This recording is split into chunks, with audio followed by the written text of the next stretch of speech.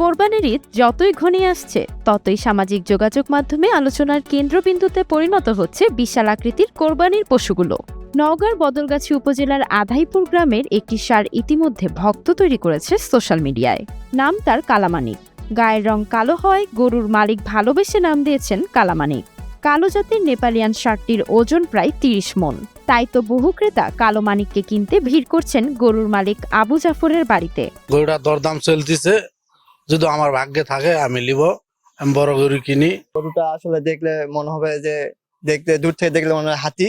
প্রতিদিনই আমি এখানে দেখতে আসি, প্রতিবেশীরা এখানে গরুটা দেখতে আসে। আজকেও দেখতে আসি, পাইকারি আসছিল, গরুটা দেখলাম।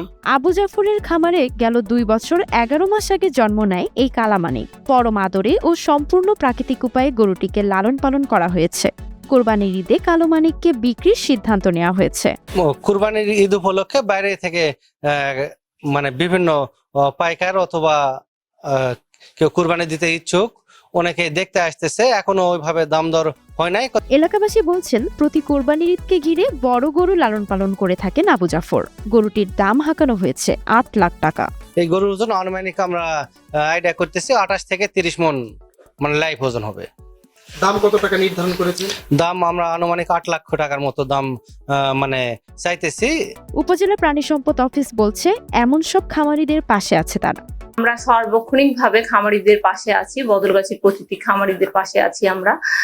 এবছর কুরবানিযোগ্য পশুর সংখ্যা মোট ৫৪,৪৬৭, যা আমাদের বদলগাছির চাহিদা মিটিয়েও আমরা বাহিরে পাঠাতে পারবো আশা করছি। এবছর কোরবানির ঈদকে সামনে রেখে বদলগাছিতে ৫৪,৪৬৭টি গবাদি পশু প্রস্তুত রাখা হয়েছে, যা নিজেদের চাহিদা মিটিয়ে দেশের বিভিন্ন অঞ্চলে সরবরাহ করা সম্ভব হবে।